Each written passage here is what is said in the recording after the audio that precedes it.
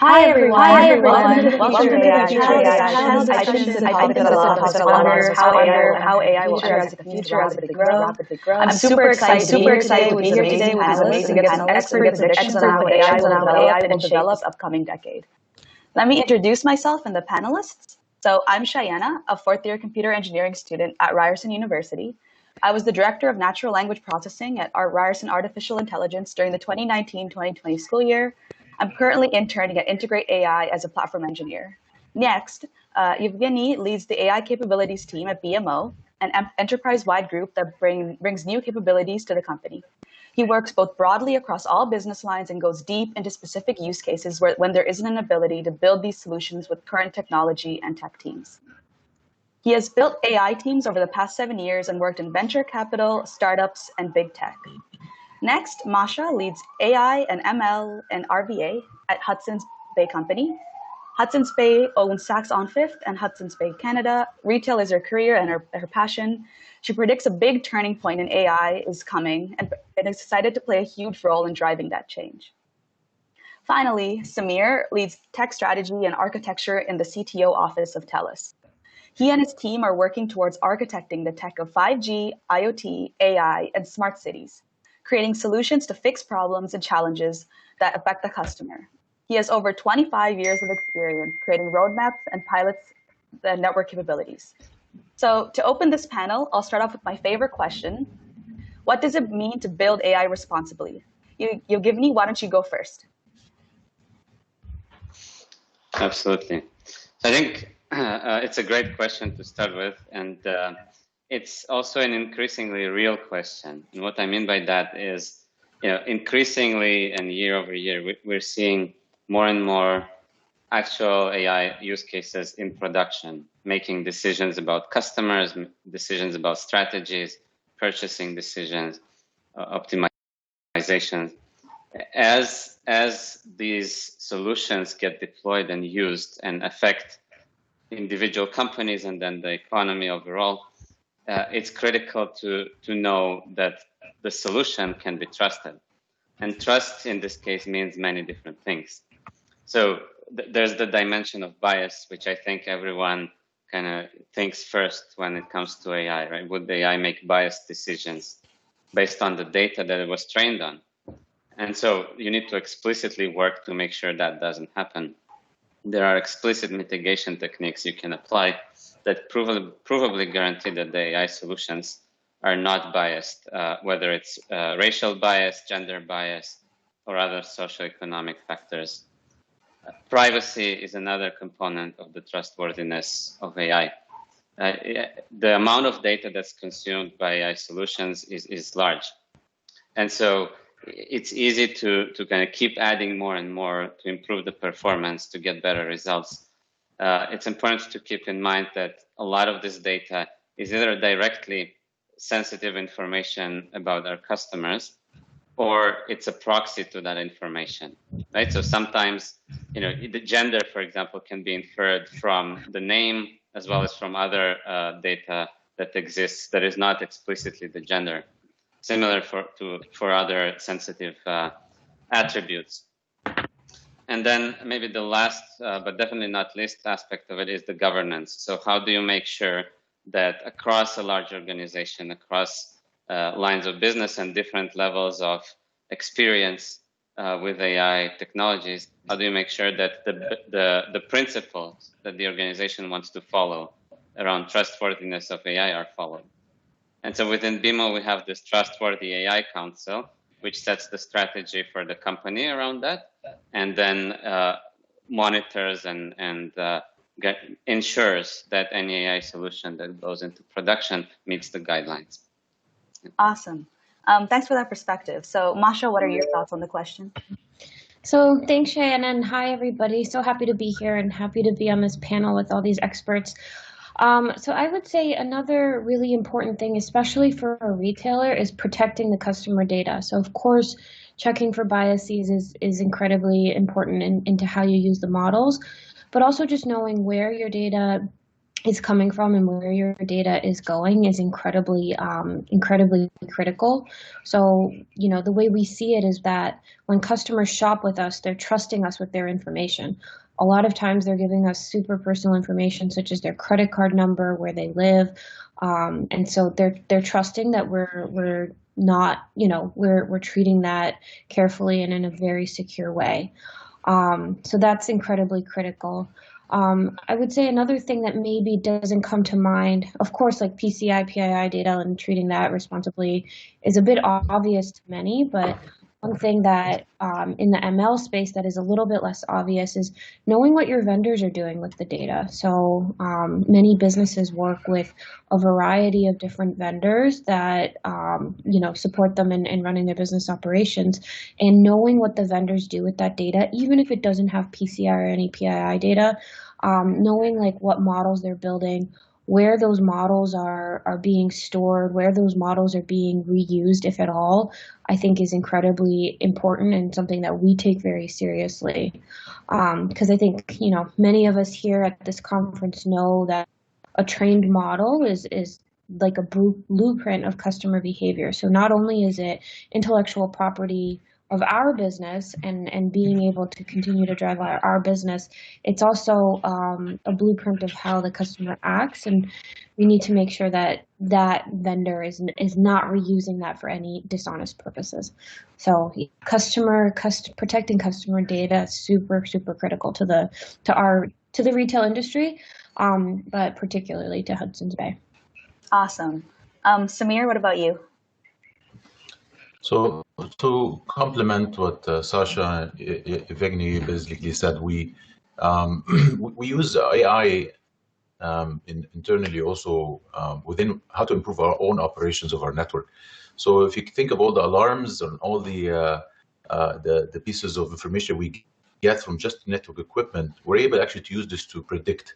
So from a privacy point of view, that's not a big highlight, but once we start doing that with areas of the solutions that we make the machine learn what the customer is actually trying to solve for, it becomes very important from a privacy point of view to know who's got access, when do they have access, and the output that's come out are actually going out to the right customer with the right specific pieces of information that solves their problem. So we usually have audits on a recurring basis, make sure we relook at who's got access at what time, and ensure that we have solutions that cater to the customer's need, whether a multi-tenant system, because this is anonymized information that they're getting, and each of those areas, whether it's street level sort of approach, how many cars are passing by or how many passengers are passing by without any details as to who the passenger is, etc. Or if it's a single tenant type of approach where we actually go to a specific customer and ensure they have access to their own data on-prem without having anyone else use it. So we do the adjustments of the machine learning on their prem equipment, and that's it. So from a privacy point of view, just to add to what Sasha and Yevgeniy basically said, it's a big concern for us, and we take a lot of time to ensure all of these aspects are actually addressed for a customer's needs. That's awesome. Okay, so a recurring theme I saw in all of your answers was around this data concept, and with the growing, and that leads to my next question, with the growing amount of data available to us, how do we keep up with this data and continue to find ways to make it useful? We can start with Masha this time. Awesome. Thank you, Shyana. So I think growing amounts of data within machine learning obviously is a good thing. It helps our models be more effective. I think one of the key challenges, however, is collecting new data points. And how are we consistently thinking about collecting new data points that are going to be useful to serving our customers better? So growing data sets, in general. And I would say one place where this really, I think, impacts the future is looking at small versus big companies. So small companies obviously have fewer customers, they have a smaller data set, they have less predictive power in terms of how people will behave. And so growing data sets actually makes the big companies more powerful because they're able to be more predictive as to how customers will behave. I think Amazon is a really good example of this in the retail space. They have a lot of customers, a lot of information across many categories, and they do a lot with that. So I would say that's kind of one challenge. But how do we continue to make it useful? I'd say there's three kind of things that we think about, and it's not necessarily exhaustive. But first, these new data points, making sure that they're in our feature store. So they're available to various analysts and machine learning engineers to be able to use them in models, use them in baseline models, kind of start understanding these new data points. I'd say the second is testing existing models with new features. So can we get better scores with these new data points? Do they make our existing models more predictive? And then the last thing is really, what can we do with these new data points? So a lot of the data points that we're starting to collect are around like store behavior and customer traffic, but how do we use that information for new models and new use cases that we weren't able to tackle before? And so that's kind of like the new frontier. Mm-hmm. Okay, awesome. Samir, what do you think? No, so I think that the right type of data is very important. So aggregating everything and not being able to use that type of data in a constructive manner is really a waste of storage and transport, so you're paying a lot to transport that data back and forth.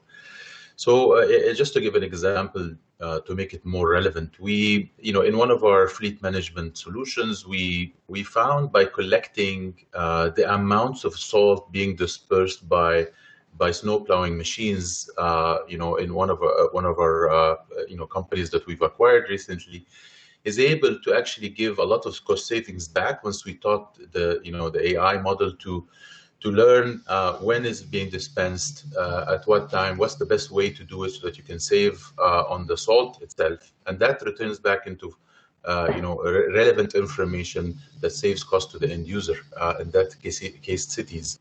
So it's the right type of data, and that growth of that data. There are lots of ways, whether you're actually putting it again on-prem for a customer-specific security need, or you're actually using a lot of that data on hyperscalers, like Sasha was saying, whether AWS or Google or Microsoft. They all come with their own sets of data that data conditioning and data presentation. But I think aggregating all of this data and finding the right use cases for it is really dependent on the question we ask the customer. First, what's the problem we're solving for, right? So what are we helping you do? And then comes what access of data, what types of data you have, and what condition they're in, and finally what to do with it. So getting a lot of data these days, and with cloud storage, whether local or on-prem or near edge, all of this is becoming a bit more affordable, but I think it's the right type of data which matters most. Mm-hmm. Awesome. Yevgeniy, what about you? Yeah, so maybe I'll take a slightly different angle here. So everyone is accumulating data constantly, and it's both types of data and size of data. And completely agree with Masha that that large companies have a certain advantage in terms of the breadth of exposure that they have. What I think is emerging also, which is I think is still early, but you can see it very, very clearly in the financial industry, is that these large data sets that are hundreds of gigabytes or terabytes large, they cannot be utilized effectively with kind of traditional data science techniques, right? And so you're seeing more and more utilization of the more data-hungry methods, primarily deep learning-based techniques, but other methods as well. And so, and that manifests itself in the types of teams that these organizations are building, right? So if you just look at the Canadian financial landscape, I'm aware of at least three, right? So of course, BMO has a team like that. TD and RBC all have invested in groups that are primarily deep learning focused.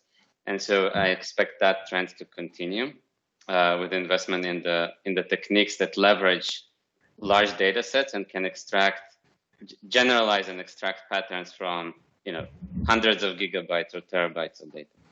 Mm-hmm. Awesome. So my next question was, how is AI shaping the workforce and your industry? What skills are becoming in demand as AI continues to make an impact? Let's start with Samir. Yeah, so it's very interesting. I've been in this industry for, let's say, over 25 years, just not to give my age, but I think one of the things we used to look for in the past was sort of like, the standard telecom plumbing expertise, right? Do you know radio? Do you know core? Do you know a little bit about software? And as we're looking now on forward, we've actually started transforming internally, looking at different types of skill sets. So that's still important and relevant. But what's more important now is to also find out how AI and machine learning really, and big data analytics, not only for our customers' use case, but also internally for us, is being shaped. So now we find a lot of focus on ensuring the right type of skill sets are being acquired for jobs. So all of a sudden, in the standard DevOps model, we now have tons of data scientists coming on board, because we're finding that the efforts that they're putting in to make the network more optimized helps us become the network of choice and get the best efficiency. And you've recently heard we've won the fastest network in the world, at least for this month. So having said that, on average, the actual skill sets we're looking for now from a capability point of view is actually all around machine learning. And internally, we've actually created our own internal departments that look at problem solving using machine learning and AI within our telco demand pipelines, so that we make best use of our resources internally. And we built on top a layer of intelligence gatherings to help customers also focus on what can we bring to the table from a telecom point of view, whether it's solutions, packages, or partnerships that address the requirements. So smart cities, we're actively pursuing some of those opportunities across Canada, and a lot of the cities that are looking for actually dependent on our internal data scientists to help them sort out the problems that they're looking for. Awesome. Yevgeniy, what do you think?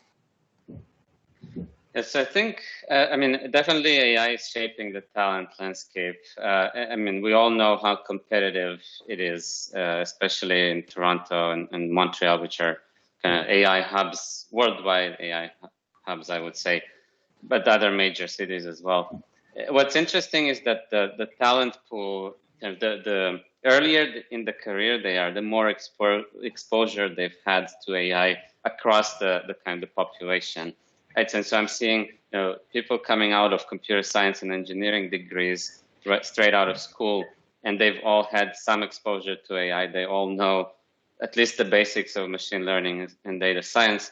Whereas kind of the further down the line, so people who have more experience are learning those skills if they haven't been trained on them already, and basically adapting the way they work to leverage these new techniques. And I can tell you that pipeline goes very far back. So I have a 5-year-old daughter, and she's experimenting with machine learning in Scratch, which is this building blocks coding thing for kids.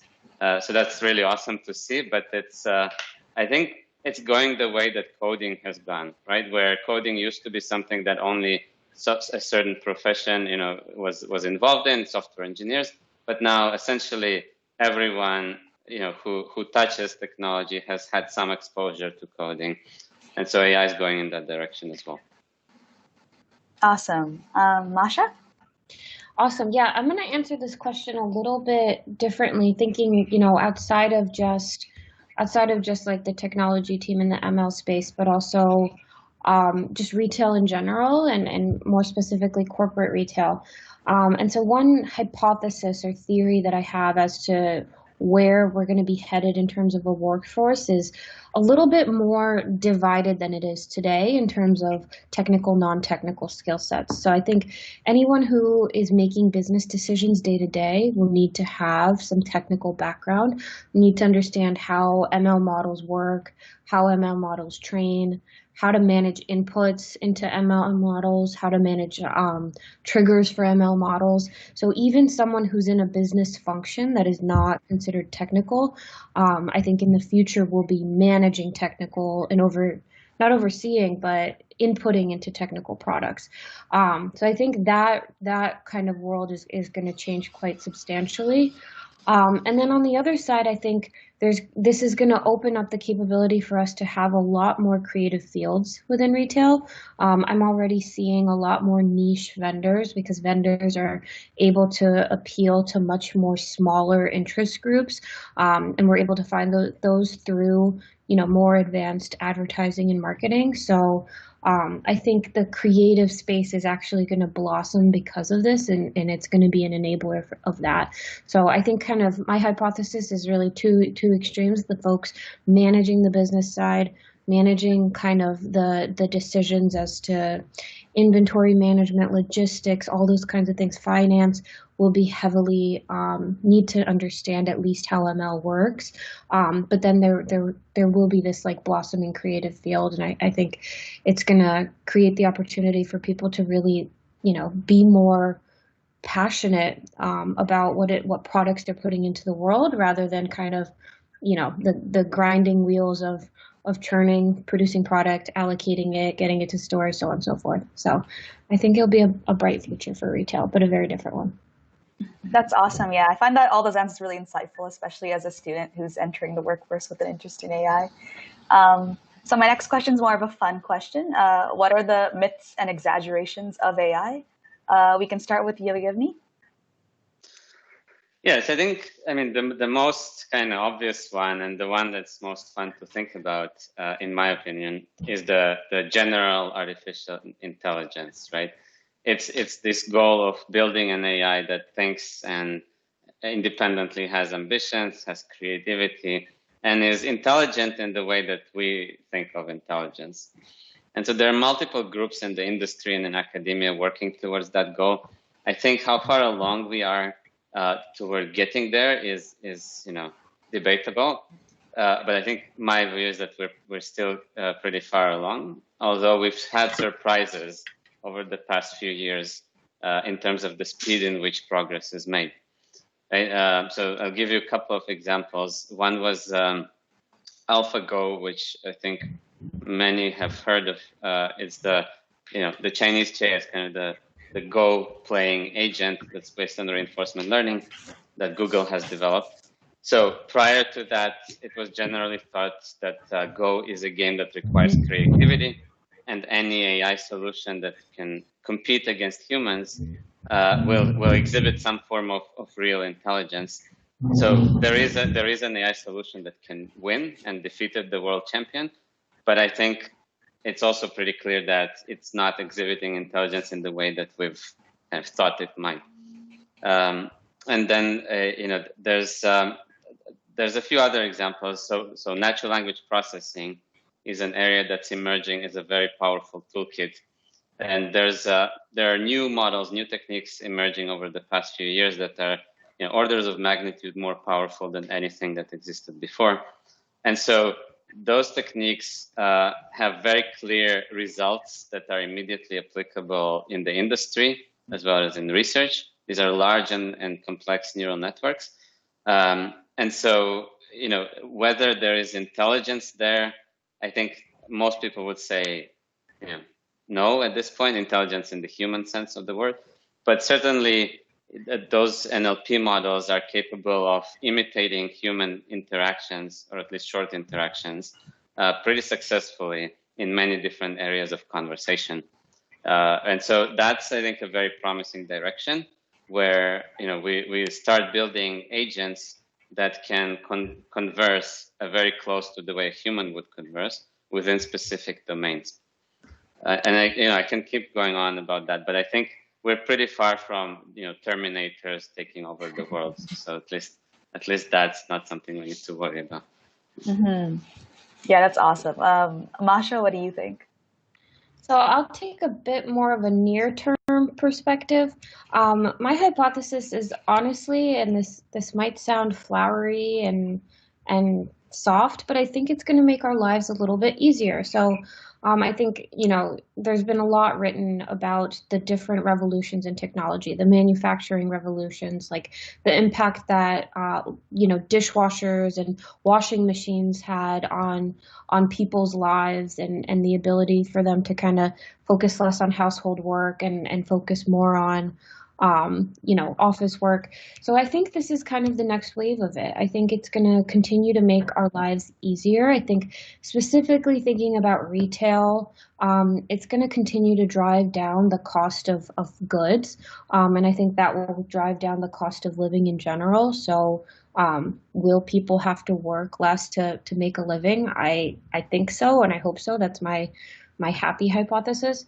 But it also, I think, is just going to continue to make managing your life easier. So one example that I think I can give, a concrete example, is like I order my groceries online. I live in New York, so there's a company called Fresh Direct. I don't think it exists in Canada, but they know what I order every week. They know that if I'm getting a chicken, I'm going to need lemon and thyme and butter. It makes the whole process of meal planning and just getting the things that I need for the house to kind of continue to move really, really quick and easy. It's 30 minutes I spend on my phone on an app, instead of, driving my car, going to a store, picking out groceries the old school way. So I think it's going to continue to just enhance our lives in that kind of, and I'm hopeful that, the future is because of machine learning and AI, the future is a more creative one where people really spend more time with their friends and their family, and one where, to make a living across the world and to be able to support a family is a little bit more affordable. Mm-hmm. Awesome. Samir, what about you? So I think I have a very optimistic view of like the proper way of using AI and machine learning. I do have also, a lot of the myths that I hear that everything you do is now available. So, trusted partners and telcos who are mandated by certain regulations and follow rules are very different from other OTT partners. Who of us have not done a search somewhere and then suddenly goes on one of the OTT services like Facebook or whatever, and then suddenly the search results are just popping in their face, right? So I think from a privacy and from a ethical use of AI, there's so much good things happening, and I think it's it's very important. But I would say it's not a myth that a lot of the unregulated services are putting a lot of the AI and machine learning to their benefit, not as much to your benefit. And we give you some assurances that they're handling this in a better way than they should. But I think we have a lot to do in the next few years to sort of create policies to govern a lot of these things, sort of like we're governed as a telco. So for now, I think my advice, and I'm not just tweeting my own horn, is trust your partners, work with people that can clearly show regulated rules on privacy and security, and make sure whatever you do, a decision with your local partners is in the favor of yourself. And I think from a myth point of view, it is not a myth that a lot of these services out there are actually monetizing your data in other ways that you would like. And don't take the time to read, or do take the time to read the terms and conditions of anything you click on. But yeah, I think it's confirming a myth. There's a lot of bad usage out there, but there's really a lot of bright future if you follow rules and regulations when it comes to privacy and security. Mm-hmm. That's great. It's nice hearing an optimistic view on AI and all that, especially because it's all about taking the cautious kind of route for it, right? Yes. We're going to shift gears here and take a look at audience questions. I don't see anything yet, so I might just ask one of my questions that I have. So I was wondering, where do you think we'll see continue to see AI in our everyday lives for a normal person? If anyone wants to just jump in on that one. Yeah, let me give that a try. So I drive an electric car. It does a ton of AI when it comes to things like my safety and security. It's trying to keep me within a lane. I think that's an awesome way of sort of using AI in a really good manner. And I think eventually, once the infrastructure is connected in a way to allow vehicles to talk to each other, and we were involved in things like the V2X type of forums where we try to contribute connectivity in a way that helps. So if a vehicle detects a yellow light, and they're ahead 200 meters from you, then they're able to sort of tell you, be careful, there's an object on the road, there's a vehicle stopping, etc. I think that gradually it goes into our lives with really detecting it. Like, now your car is able to auto stop if there's an obstacle on the road or somebody crossing the road. And I think that's a wonderful way to see it. In addition to some of the examples Masha mentioned, like, predicting what I would like to do. That's awesome. I give it permission to do that within a specific limitation. So I think I look forward to more of that when cars are going to be connected and they're going to be able to sort of make decisions for you and platoon through cities together without putting everyone at risk. It becomes more efficient and it saves the environment as well. Mm-hmm. Samar, I'm so jealous that you stole that one from me, because that's also I'm sorry. No, it's all good. But that's also something I'm super excited about. So, a little personal story. My husband and I have a baby on the way, and we just bought our first car. We live in Brooklyn, so cars aren't really necessary here. And that was one of my requirements. I was like, I haven't driven a car in 17 years, so I need there to be some AI in there to guide me, to help me parallel park, because I don't know really how to parallel park, and that's how you parallel park. That's how you park in Brooklyn.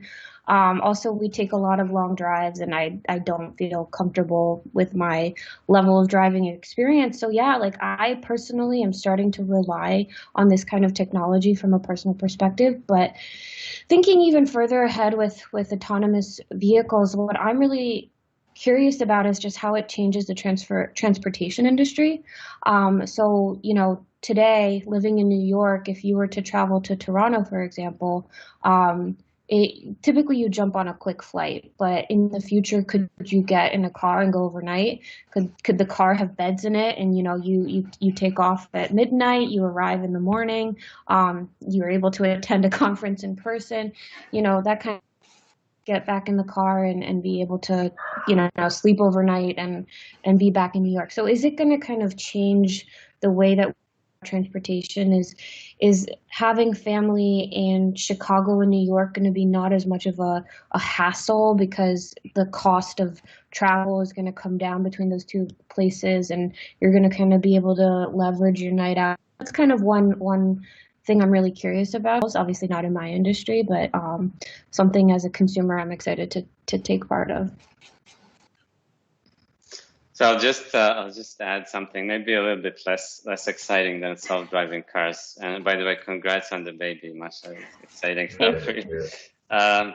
So I have a friend who runs a successful startup, and one thing she said to me that kind of stuck with me was, she needs a COO for her life, right? So she needs a chief operating officer that will run all the operational things that happen in life: finance, accounting, ordering groceries, all of those things. It helps families, and so I can definitely agree with that request.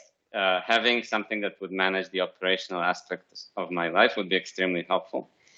And so I see that emerging slowly in a variety of products, right? So Amazon has pretty good experience shopping online, groceries. There's various finance, tools and banking apps that help you manage your finances. Where I think we'll see the next level of kind of user experiences around the automation, where you start to trust the AI to make decisions for you around your finances, maybe even order groceries automatically for you. Or rather than making you pick the groceries, just ask you the right questions, so that you don't have to make the choices yourself. It chooses based on what it knows about you. And so these different ways of automation of the parts of our life that are operational, I think, are extremely promising and achievable. Yeah, that's awesome. It's nice hearing all the different exciting applications of AI and how it's already kind of in our lives, even if we don't totally notice it. I still don't see any questions on the platform. I'm not sure if I'm looking in the wrong place, but I do have another one. I'll just go ahead and ask my question. So AI is really a rapidly changing field, which is kind of something I've talked about in the beginning as well. As professionals, how do you keep up with all the new innovations that are going on and keep yourself in the know, basically?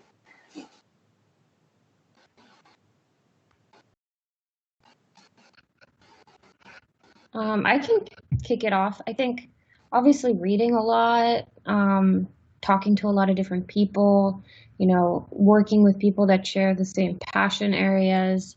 I think those are all the most organic ways to stay in the know. But I would also say, as someone who was originally on the business side not long ago, there's just so much great online material available to be able to kind of take to online courses that are interactive and fun. So I think these days there's no shortage of ways to keep learning in this space. And I think the more real the application is, at least I found this for myself and for my team, the more real the application, the more passion you have in finding a lot of the different solutions and options that you have for solving that problem. So yeah, I think, kind of a straightforward answer, but online materials, there's no shortage of that. Mm-hmm.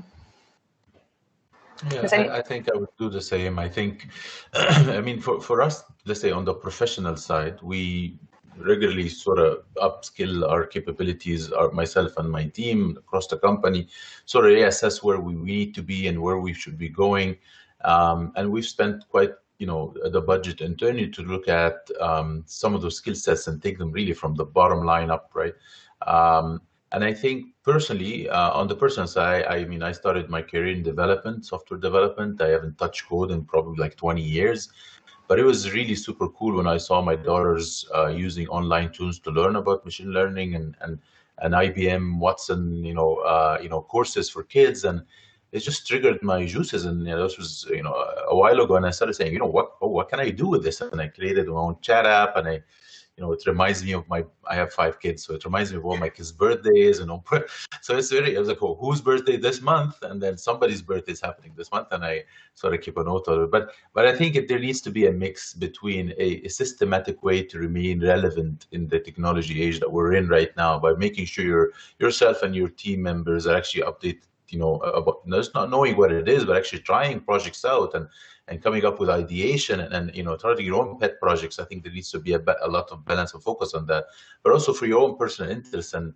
I chat with my 85-year-old dad, and he's loving the Alexas and the Google Assistants, because he's got somebody's actually able to communicate but do something useful, like remind them of taking pills or set up timers for cooking. It becomes natural now. It's becoming in our lives. So there's a lot to learn, I think, and keeping up to date by simply reading online is awesome. But I think it's good, if you professionally get into it, then, take the right courses at the right institutes, and whether it's University of Toronto here locally or Ryerson or others, there are lots of universities actually offering courses, and as deep as you want to be, in the fields of AI and machine learning. Mm-hmm. Awesome. I see an audience question. So I think it's a really good one. So how do you suggest educating our communities and buying into AI and trusting AI?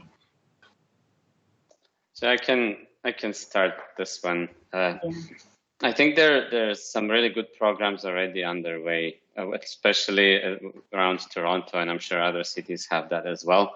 Toronto has kids learning codes. There's women learning codes. There's a variety of groups that teach coding. Many of these courses or kind of I wouldn't call them boot camps, because they're really designed just to give you exposure, right? They're actually also covering aspects of AI, and so I think that's one aspect of it. The other aspect is kind of completely on the other end of the spectrum is the regulators. And so the regulators in Canada are very interested in AI. Several working groups formed by the government to shape the policies and also kind of propagate it down to the various industries. I think regulation that is not too constraining but is opinionated will give some confidence in the ability to use AI in real ways in the community. And I just have one kind of example related to the points earlier around self-driving cars. So I know that Canada, like let's take Tesla as an example, right? They have pretty good autonomous, driving features. The features come out first in the US, and then within a few weeks they get released in Canada, and then after a long period of time they get released in the rest of the world. And so I think that kind of regulatory, activity, which is agile enough to keep up with the tech industry, is critical. So I think we're on the right track. Mm-hmm. Anyone else have any thoughts on that? Maybe just to add, I think the regulatory aspect is super crucial because regulation helps lead innovation if it's really designed in a way to sort of safeguard, set the rules, set the expectations, but then let innovation run its course. And I think we need to spend a lot of time in that because of the provincial system. Every province sort of makes their own decision when it comes to that. But I think us talking more about it, talking about the use cases, there's lots that can be done in almost every vertical of industry. So regulation is very key, but also us talking and just sort of talking about and addressing publicly a lot of the things and the myths that we talked about. Like let's go out and say, did you know AI is already being used at X many percent? When you bank online, when you simply go to the office, when you get on a train or get on a bus, or your traffic light systems are actually now also AI powered, so that they also detect using video analytics, people and pedestrians and cars, etc. So it is very important to shed the light on all the positive use cases and also making sure we address all the negative use cases, or at least negative publicity, with regulation and privacy and rules. Mm-hmm. So I think about this question a little bit through the perspective of work, because I do find that like kind of teaching my company community around AI and ML and what it can do is like a big part of my job to get adoption on a lot of the use cases. So I would say one thing that we've found effective is explaining complex approaches in very simple step-by-step ways. So even if it's like, zooming into like a small subset of data and saying, okay, this is a matrix, imagine the model is functioning in this way, it at least gets across the complexity of the solution. And I think that's kind of key in what I do. Making sure that our business partners are understanding why this is better than, something that can be done algorithmically through more simple systems or more simple analysis.